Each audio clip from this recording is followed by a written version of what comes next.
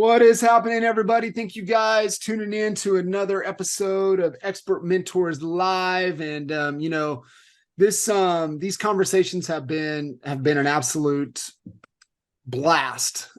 I mean, honestly, I've I've learned so much myself over the 200 plus episodes that Wow. we've had. And for those of you that may be tuning in for the first time, Expert Mentors Live is really designed to pull the best of the best out of our organization, the Honey Badger Nation, the best organization and nation on the planet, that happens to be aligned with EXP.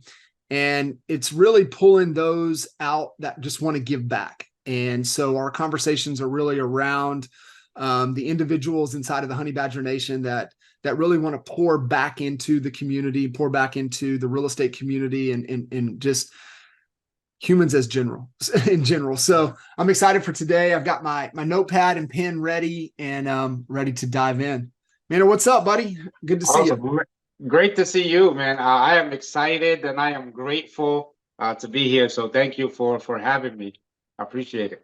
Absolutely. So let's dive in. Give a little bit of background about yourself before we really dive into the topic that we're going to talk about today. Yeah, so I'd love to kind of share a story, a childhood story, but I think it's very relevant. I think people will, hopefully, it will help some people, it will inspire some people, it will share some lessons there, and also it will tie into our topic here today. So a little bit about me. I was born in Cairo, Egypt, in Northeast Africa. As a child, I used to love to play soccer, and I played in the street on dirt roads. We didn't have soccer goals or grass fields. It was made up posts of slippers and rocks, and sometimes we didn't even have a real soccer ball, but I loved it. As a kid, I just enjoyed having fun, right? Playing outside, being a kid. And then one day, when I was 10 years old on a hot summer day in Egypt, I woke up and I couldn't move my legs. Oh, And I tried to get up again and I couldn't move my legs. Later that day at the clinic, I was diagnosed with rheumatic fever. And they told me if I don't go to the hospital within a day, I might be paralyzed for life. I might not be able to move again. So going from a kid who, loves being in the street, loves playing, running, all of that stuff, to hearing the news of not being able to walk again. But it didn't really faze me. I think I was hopeful. I thought the best, and maybe it was just my child instincts in me that helped me do that. So anyway, we went to the hospital. I was there for a week. They gave me a ton of medicine. It was very poor health care. By the end of the week, I was able to walk. So I was happy, right? I was able to walk. I was able to run. I can play soccer again. My parents were happy that, well, their kid can walk again, and their kid is happy, right? And then I went home, and 3 days go by, and my mom comes to wake me up, leave it on a Sunday. Wake up, wake up. I didn't wake up. In a little bit, I woke up, but I wasn't coherent. And then I fell, I hit the floor. What happened is I slipped into a coma because of the overdose on medication, but I didn't know that at that moment. My mother just screamed, right? Seeing a body of her 10-year-old child drop on the floor in front of her. And then the entire building, we lived in a small apartment in a building, the entire building came to see what's happening, and no one knew what was going on, right? And we're talking about Egypt, a third world country at the time. So he took me to a few different doctors. Anyway, longer story short, a doctor told them I needed to go to the poison control center. Hopefully, I belong there. Hopefully, I belong there, right? So you talk about, that. So we go to the poison control center. At first, the nurse is like, well, he doesn't belong here. I don't think he's a patient of ours. So that eliminates that option. But then a doctor examines me, takes me inside, puts me on some machines, right? Gets a team of doctors around me, comes back and tells my parents this, your child does belong here, but he's in his last breath. Unfortunately, he's a hopeless case. We're going to put him on the machines, but there's not much that we can do. I'm terribly sorry. And he walks away. Meanwhile, it's still a Sunday afternoon, and my community found out, so they gathered together in hopes and prayers, that a life may be saved. And 3 days later, I miraculously wake up from this coma. And when I wake up, I just want to paint the picture really quick. When I wake up, it was kind of like a military hospital, right? Like a big room with like 50 beds. I was on this side. I had a row of beds to my right, a row of beds to my left. Most of them were adults. I woke up and I see shocked faces looking at me. And I look to my right and I see my mom in a chair. And this time I wake her up, wake up, wake up. And she woke up with the happiest and biggest smile I've seen, hugged me so tight, almost shook me back to death, right? And explained to me what happened because I really didn't know what was going on. I had no idea where I was, right? How I got there. Last thing I remember was I was in another hospital some time ago. So I needed to get outside and gonna get some fresh air. And the hospital had this garden. So I step outside in this garden, get some fresh air, the greenery, and I had this deep feeling at 10 years old. A feeling that says right now is not your time. You are here for a purpose and you will carry out this purpose. Right now is not your time. You are here for a purpose and carry out this purpose. I heard it, but I didn't understand all of that, if that makes sense. Right? I understood the first part. Right now is not your time. To me, that meant, thank you, God, I'm alive. That's what I said. I said, thank you, God, I'm alive. Because I had no control over that or bringing myself back, but somehow I'm here. Right? So, but when I woke up and, I said, thank you, God, I'm alive, I learned a few things that day. I didn't understand purpose, right? I understood the first part. Right now is not my time. But purpose, I said to myself, how am I, a 10-year-old kid, in the poverty of Africa, what purpose can I have? How am I going to accomplish this purpose? The people here are just worried about surviving, getting to the next day, right? But I guess God has bigger imaginations than, our plans and our imaginations at the time. So, but I walked away with two things that day that I really want to share with you. And I've been sharing with youth and adults since then. And the first thing was really gratitude, right? I learned not to take my life for granted. I learned that life is so precious. We have no control over it. So while we have it, we need to cherish it and live it to the fullest and make the most of it. So in essence, I learned gratitude. I learned to be grateful for every day I wake up, every moment I'm alive, every heartbeat I feel, every breath I took. I learned to be grateful just for life and for anything else, right, that came on top of that. The second thing I walked away with was positive attitude. I said to myself when I was standing in that garden, these exact words, everything is going to be okay. And I repeat that quote to myself because I thought to myself this: if I just came near death and I survived, what else could be worse? Right? If I just came near death and I survived, nothing else can be worse. When it's my time to go, then it's my time to go. So I began to move in life with a positive attitude. So gratitude and positive attitude were two things I walked away with, and I began chasing my purpose since then. And I've come to learn and discover that there's a purpose for everything, and there's a purpose for everybody here that's watching this. And there's a purpose for the things that happen for you. So I used to ask myself, why did these things happen to me? And then I learned that these things happened to me so I can extract the lessons and use them in my life, just like I have been the last 20 plus whatever years.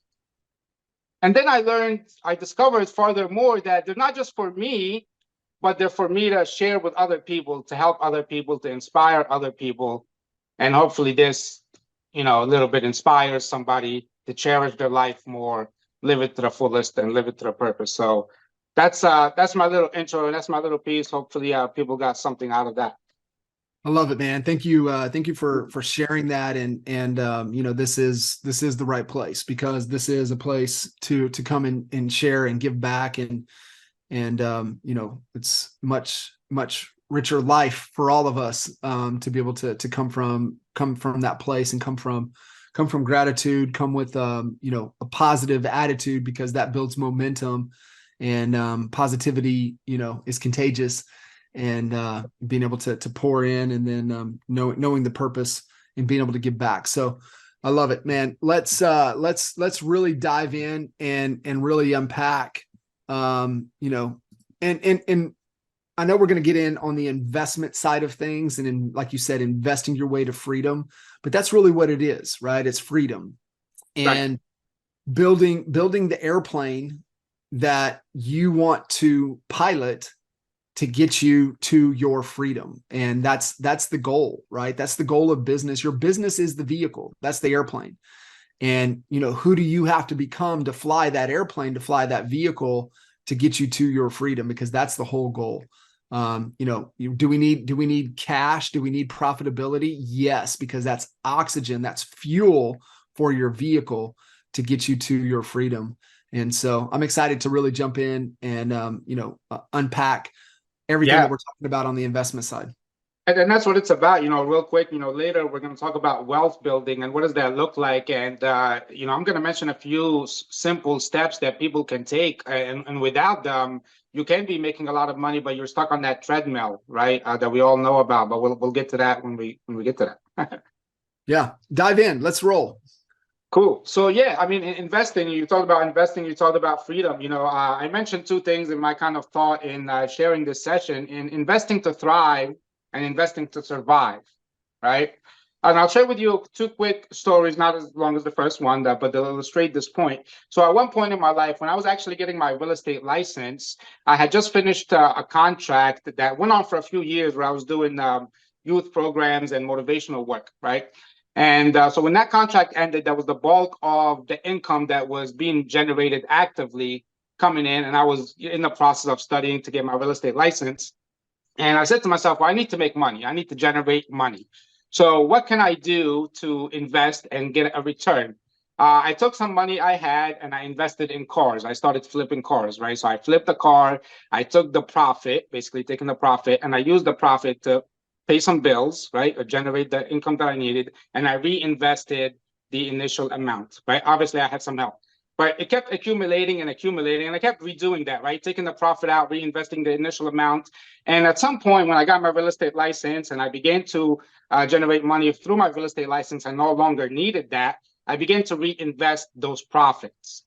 And over years, that initial amount grew to a much larger amount that I had, I liquidated and I can use for something else. But the story here is, I invested so I can survive, so I can just make an initial buck using a few $1,000s that I had to buy a cheap car, flip it, right? Make some money, use that as income, reinvest the initial amount. And that allowed me to survive a period of time until I generated money, right? So I think, the lesson here is, being able to take something small and learning how to invest it, using the profits and continue to invest and managing your money well. You don't need a ton of money to get started, but you can, do it well and accumulate over time, right? Does that make sense? 1,000%. I think, everything has to come down to a framework and a process, but, and goes back to understanding, you just have to start and not comparing yourself to where other people's are, but really, this is the gap in the game process, mentality and understanding, just measure yourself of how far you're going and how much you've improved from where you've started, and just stop comparing yourself to others, because that's the thing that will derail you the most. And I think, for me, it's also being willing to suspend your beliefs about money and to suspend yourself beliefs about investing and wealth, and where and the thing that really helped me with this around the psychology of money was that, it depends on when you were born, and what you were born into and what circumstance you were born into really determines how you view money. And I think you have to be able to step away from that and be like, okay, is that true? Like, where is the truth here? And have I been latched onto a belief system of what I was born into that's no longer serving me to be able to move my way, investing my way, like you say, investing my way to freedom. Right. And, it's all about your goals and your personal journey, as you said, right? And we'll talk about that later. It's really a personal journey. It's not anybody else's. It's about you taking the right steps for you and achieving your goals. Like why I began investing in real estate was really because to create financial security for my family. I understand the immigration struggle. I understand poverty and extreme poverty, and I didn't want my kids to go through that, right? I don't want my brother's kids to go through that. So real estate was a way to do that, and investing is a way to do that, to create that financial security and the abundant life. So it's not really about the money. It's about that tool to get to freedom. And I also realized, I left a corporate job in my early 20s because I also realized, a lot of people get jobs and work, and that's perfectly fine, right? But I thought, okay, why do people get jobs? People get jobs to get money. Why do people get money? People get money so they can pay the bills, so they can live their lifestyle. So a job is really the means to an end, right? So if I can find another way to make money, I don't really have to go to the standard traditional job route, right? I can do things that I love to do. Sure, I can create money through those things, but I can also find other ways to make money. That way, I'm not dependent on that traditional route, right? I want to share something about also investing to thrive, right? So we can kind of have more time to dive in some more stuff. A few years ago, I was teaching a real estate class. And one of the first people that walked in and sat in the back of the class was an elderly woman, right? Very kind, very elegantly dressed. I remember like all white outfit. It looks like she was going to like a tea party or like a horse event or something. But shared and contributed throughout class. And it looked like she knew quite a few people there, right? And people were very fond of her. And one thing that she shared that I won't forget is that she cannot stop selling real estate. Her husband passed away a few years back. She has been selling luxury homes, and she lives in one right now, or at the moment, right? She enjoyed a great life and a great real estate income, but she cannot stop or slow down selling real estate because she cannot afford to. So there was two thoughts in my head. First, I was like, man, God bless this woman, right? Just to be as in the age she is, alive, right? Period. Alive and well, and active and here in class and contributing all of that. That's a blessing, right? That's definitely inspiring. But to be forced to work, right, and to be forced to, not being able to stop or enjoy more of life because you need to continue to get a check, I thought I need to plan things better for myself and my family, right? And that's investing to thrive. That's making sure that 5, 10, 20, 30 years, whatever it is for you, there is the resources there to live the life that you envision. It is. That's where we have to start, right? And you said thrive because it's the only way that we thrive is through intention, being intentional with Exactly. what we're trying to accomplish. And so, let's give these folks some concepts and some principles and some tactics and things that they can do to if accelerate the path they're already on, or to get on that path to really finding that absolute abundant freedom. Cool. So I'll give you kind of 3 concepts, right, about financial management and investing. And then after that, hopefully we do have time, we'll dive into kind of laying the ground for building wealth.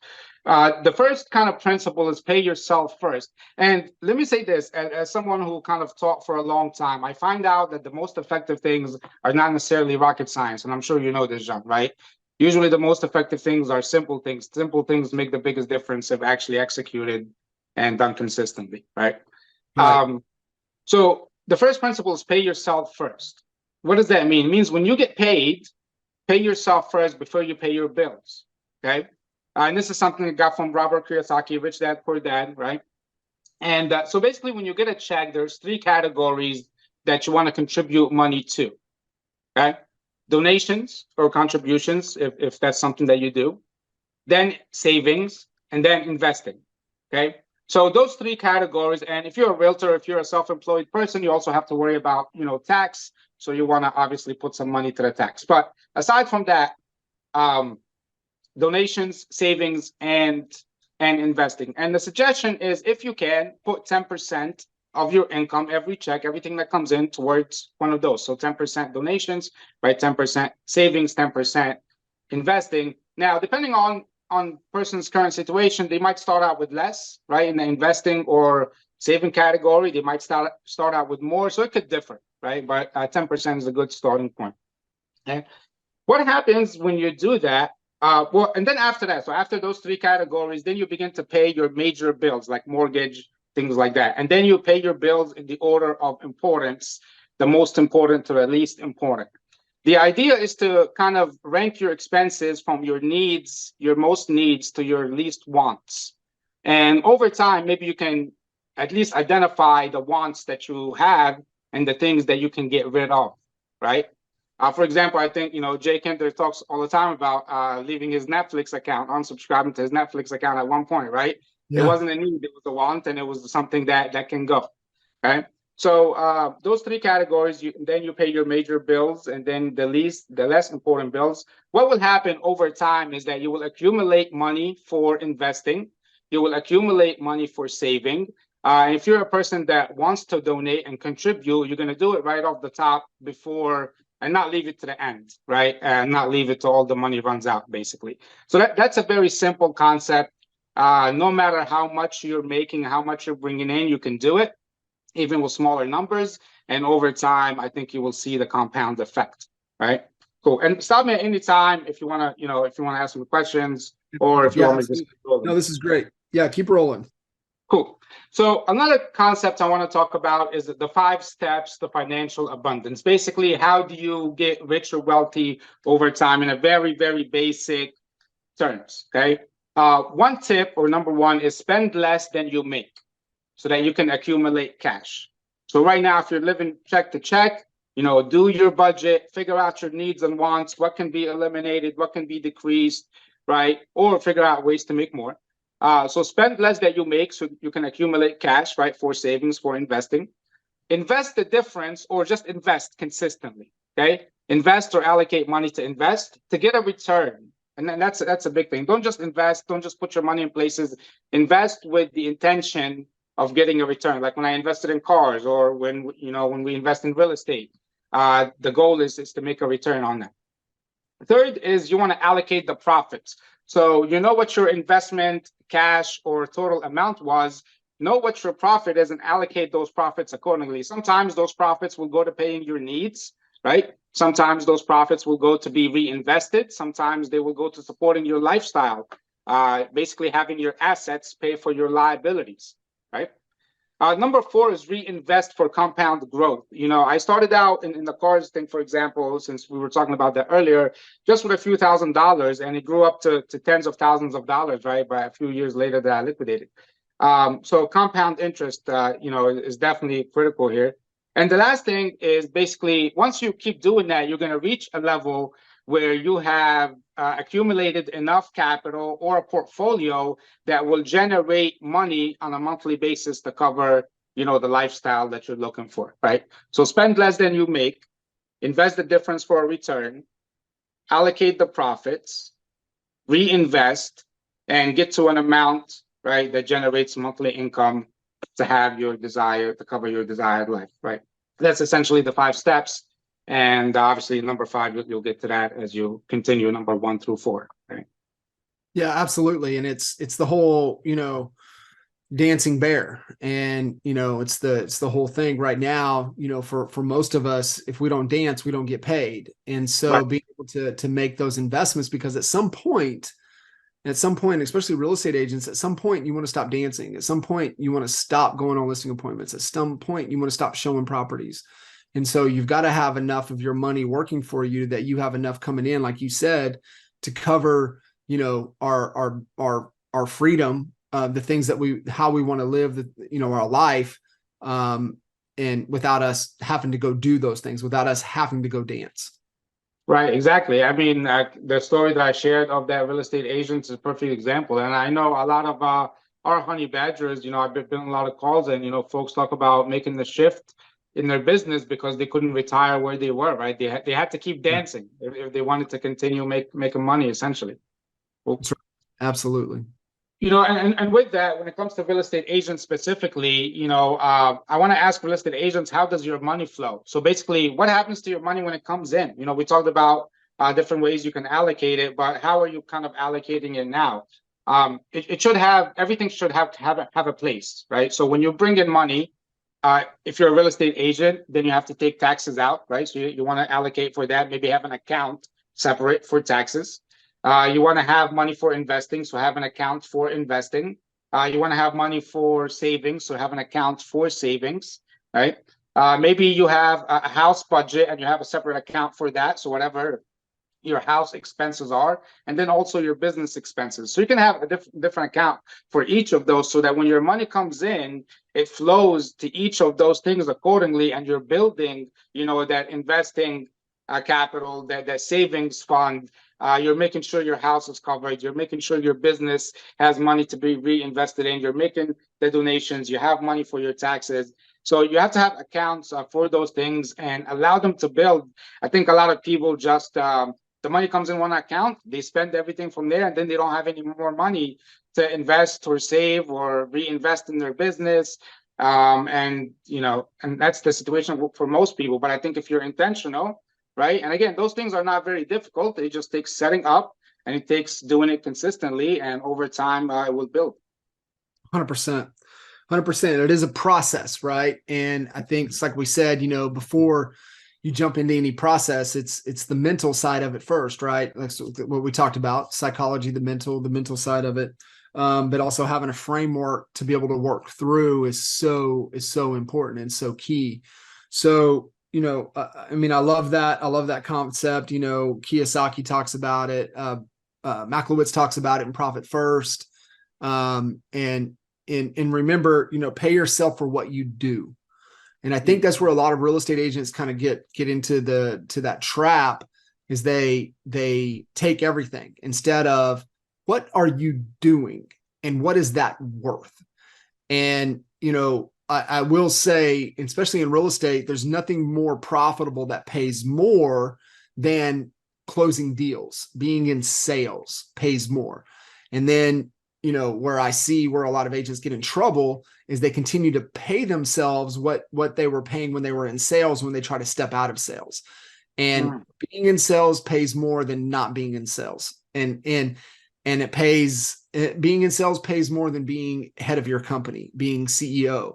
That pays less than the earning potential in sales. And I think if real estate agents would understand that, and that's the reason why they can't transition out of production until they understand what they get paid for. So that whole first concept, pay yourself first. Yes, pay yourself first for what you do.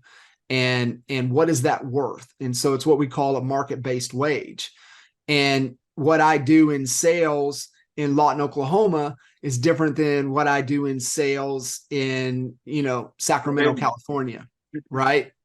So you have to understand, what is that market-based wage for what I do, and I'm paying myself first for that. And that is key. So I love that. I love that first concept. And then really being able to understand the steps, because we all need a framework. We need a framework within to operate. We need a proven framework. And so obviously, the budget, and I think that's a little bit of defense. And then you said the other thing, or earn more money, and that's offense. And just speaking to the climate of the real estate space right now, yes, pay a little bit of defense, get a good budget, a budget that's giving you a return on your resources, your lead generation, your efforts, but then go get more money, because that solves all the problems. I remember having this conversation with Gene Frederick, and, Gene was like, he's like, I've always played offense my entire life, and I don't worry about this or that. I focus on, where my energy and my time, because if I worry about that Netflix bill, then it takes me away from focusing on getting that next biggest opportunity to be able to generate more revenue and more money. But you got to have a plan. You got to have a goal that you're working towards. Invest the difference, allocate your profits, right? Profit first. Where are those profits going? I would say cash reserves, have a little bit of reserves. Ours is what we call core capital, having a couple months of core capital, which means, whatever it takes for you to operate your business and your life. 2 months is always been for us. Some like 3 or more. I think Tony Robbins teaches 6 months, to be able to have that 6 months. But sometimes though, that 6 months, that get, if you just need 2, then you can give that other 4 to invest into things, into dollars. that can be Right. working for you. So you move closer to that fifth step, which means I've got money coming in that I don't have to go dance for. And I think, to me, allocating those profits helps 4 and 5. Two, Yeah. 4, and 5. They all. It's just that mindset. It's that intention. Where am I putting my money to where my money's going to work for me? Exactly, and just keep doing it, right? And it can be as simple as that. How can my money work for me? Or how can I continue to do Mm, it? And you'll figure out the rest, right? You'll learn along the way, just like I have been, and that kind of ties into kind of building wealth as well. I mean, those 5 steps are very short, but we have a whole thing called kind of wealth ladder, where it lays out, people's journey, and they're able to kind of set the foundation and go through their own journey to create wealth for themselves, right? yeah, absolutely. Yeah, let's talk through that ladder and that foundation in the ladder. Like what is that? What does that look like? Yeah, so I mean, before we get that, I think the word wealth and wealth building gets thrown around a lot, right? So people may have different interpretation of what that is.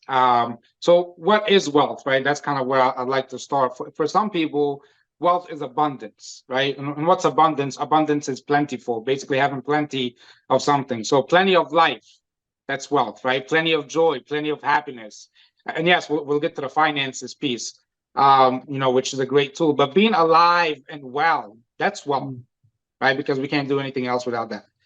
Feeling a life of gratitude and abundance, that's wealth, right? And financially, there is a few things. We talked about that ladder and that journey, and I'll make it very simple for folks. And again, this is just a journey for you. The idea is not to be competitive. The idea is to stay okay. I'm at step 0, and most people are, because you don't know what you don't know. I'm at step 0. How can I begin putting the things in place to create this wealthy life for me and my family? And there are a few big stages, that you're going to go through is financial protection, financial security, then financial freedom, right? Financial protection, financial security, and financial freedom. Well, we can break it down some more, but I think for now, this does the job. And if you put these things in place, you'll stop dancing for money. It will put you in less pressure to be on this treadmill or this roller coaster that real estate agents know very well, right? But if you understand these things, I think it will help you with that. So imagine this, right? Like, let me ask, if something was to happen to you, right, to anybody there, and you're unable to work for a period of time, can you endure that? Can you survive that? Right? right. And that's financial protection, being able to have a sufficient amount of funds, right, saving that would last you for a period of time. How long of a time? It could differ, right? Most people suggest 6 months. And I'm talking about personal finance, right? Most people suggest 6 months. Some people might do 12 months. Some people might do more. So one of the first steps you can do in laying the ground for wealth is making sure you have a sufficient amount of funds, right, that would cover you or your family and or your business for a 6-month period of time. And maybe many people on this call do, many people in this group do. But I'll tell you that the average American family does not. I'm looking at a paper right next to me. It says the average American family has $3,800 in the bank. I doubt that'll be enough to cover 6 months, right? Second thing, um, what happens if, God forbid, something was to happen and you're no longer there? How will your family fare? With all the cost of, funeral, the debt that you may have, the loss of income, right, that you're no longer bringing in. So make sure you're protected there. For many people, what that looks like is getting life insurance, right? And there's different kinds and different benefits. We won't get into all of that. But what it does, right, it's covering, the point here is not really about life insurance, but the point here is covering your costs of, funeral, covering your debts, replacing your income for a period of time, and maybe giving your kids or loved ones assets, right? So whether you do that through a life insurance policy, whether you do that through the other means, the important thing is to get that done. So those two key pieces are essentially your first stage in building wealth for yourself and for your family, making sure you have sufficient funds to last you for a period of time without working, and making sure you're financially protected and your family's financially protected in case of anything was to happen to you, your income was to stop, or you're no longer there to provide for them. And those tools that you do by doing that then will be great financial instruments to continue investing with. And that's kind of a later conversation, right? But that's kind of where you would start in that, right? Then from there, what you want to do is figure out your monthly obligations, okay? Figure out your needs and what is your monthly financial obligations, and begin to create passive income or semi-passive income to cover that. So once you're financially protected, right, for a period of time, for lack of unemployment, once your family is financially protected, figure out what your needs are on a monthly basis and begin to create passive income to cover that. And there's different levels to that, or some people might look at it different ways. You might look at it as, what are my basic needs, right? I'm going to continue working, right? And my work is like bonus money. But what are my needs? If I decide not to get up from bed or do anything, what are my basic needs, right? Some people might think, okay, what's my ideal lifestyle? What would I need to fund that on a monthly basis? And then that will change also for people over time, right? For, some people might need more money at some points or less, or kids might be going to college, or you might be taking care of someone else, or you might be decreasing your needs. So again, really figuring out what that number is for you and building the passive income to cover that, and obviously continue to visit that and change that and continue to invest as needed. Right. Absolutely. Yeah. So people ask, what can they invest in? Like, what are these passive incomes or semi-passive incomes? Or, I mean, there's a lot, but I'll give you a few ideas. Obviously, the opportunity we have at EXP is a wonderful one. And I think this is a great opportunity to build multiple streams of income as an agent, as a person, and build passive or semi-passive income, depending how you look at it. Another thing, obviously, is real estate properties. So the top two passive income streams are real estate properties and businesses, right? So owning real estate property that gives you, cash flow, and also, gives you capital growth, gives you tax benefits, all of that stuff. And you don't necessarily need to own them yourself, right? There's a lot of syndication processes, there's a lot of syndication projects going on right now, a lot of group investing, REITs, right? Real estate investment trusts. There's ways to own real estate without necessarily taking on all the risk, all the management, all the ownership of it. Obviously, there's pros and cons to each, right? Another thing of passive investment I mentioned is businesses. Owning a business, especially that you don't have to manage. Some people might call them boring businesses. Boring businesses that have a cash flow, that have very low management, or a business that does need some management, but obviously you bring in people to do that and you're not having to be there yourself. So real estate businesses are the biggest ones. There's other things that you can do also. Peer-to-peer lending has become more common. Basically, if you accumulated enough money, you can lend your money to other folks, whether you do that directly, whether you do that through some institutions or projects. Buying shares of businesses, that has become common too. So again, back to the purchasing businesses, there's ways now on platforms where you can buy shares of businesses and venture capitalists that way. Obviously, investing money in stocks, there is a risk, yes, but there is also a way there's a reward for that. Any really trading, so whether it be currency trading, forex, crypto, trading commodities, all of those things, e-commerce, basically any way that can make money without having to require much of your time and or effort, right? And what are those ways that can continue to make money for you, and you can continue to reinvest that and build toward that passive income that covers your lifestyle. Love it. Absolutely. Great framework there in where to put those dollars, but you nailed it. You look at the opportunity and the platform that EXP has, and there's a couple other models that have the same opportunity, and it's being able to have that revenue stream. But you look at the amount of capital to invest to get the same return. Like, rev share is one of the fastest ways to build that Sure. It's not really passive because it takes work. Yeah. Like everything, it's not a get rich right type of process.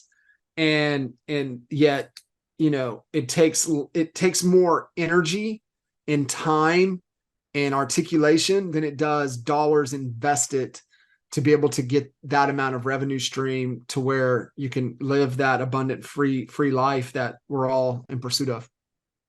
Yeah, and I mean, with the platform and that opportunity, it's not just about the money again, right? Going back to our initial points, it's really about the impact. It's really about what you can create, what you can provide for you, yes, for your family, but also for everybody else that you can be a resource to, that you can plug in, that you can pour into, that you can provide something that will be helpful to them. And then they make an impact. And it's a compound effect of impact, not just financially as well, but it's a great abundant life that we can live, and we can bring others in to enjoy that with us. So I love it. I love it. I mean, what are some resources other than obviously plugging into you, connecting with you, but what are some resources that folks listening in, if they're like, yeah, I know I gotta get this right.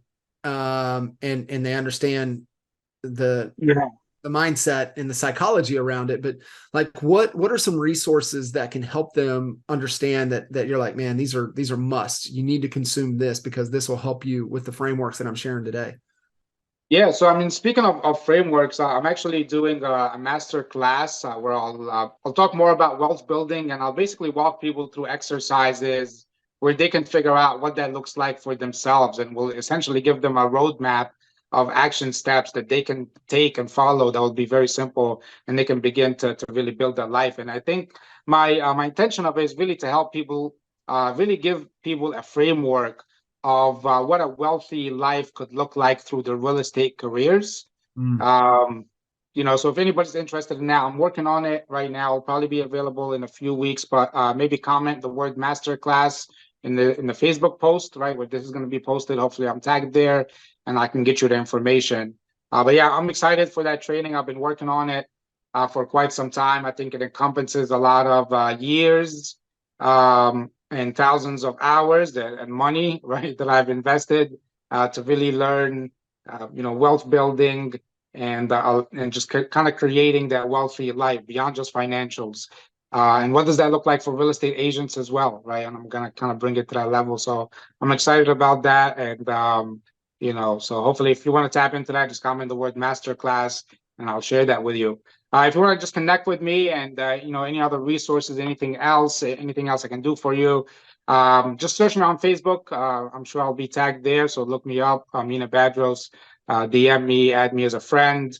Also on Workplace if you're EXP agent, since all the honey badgers here, so I'm available on Workplace chat as well. So Yeah, absolutely. I love it. And, for you guys listening in, jump into that masterclass, being able to connect as well, yeah, this is critical. And I just believe, real estate at EXP is the best vehicle to get you to that financial freedom that we're all in pursuit of. I agree. And maybe in that master class, if you're already an EXP agent, you will hear some things that will kind of reiterate that point, right? I mean, I'll be mentioning, about passive income and this, and I think our model just ties in perfectly with being able to build wealth. It is the perfect platform to be able to do that. That's why I'm here. One of the reasons why I'm here, and that's why I look to do. And we're working. So. Yeah, awesome, man. I appreciate you. Thank you for really jumping in and being what these conversations and the Expert Mentors Live series is all about, being that true expert mentor that's pouring back into this incredible community. Thank Awesome. you. I was glad to be here. Hopefully I was able to add some value, and you guys enjoy the rest of your day. Yeah, awesome. All right, man. Appreciate you. Appreciate you No guys. problem. See you next Have a time. good one. See Bye. ya.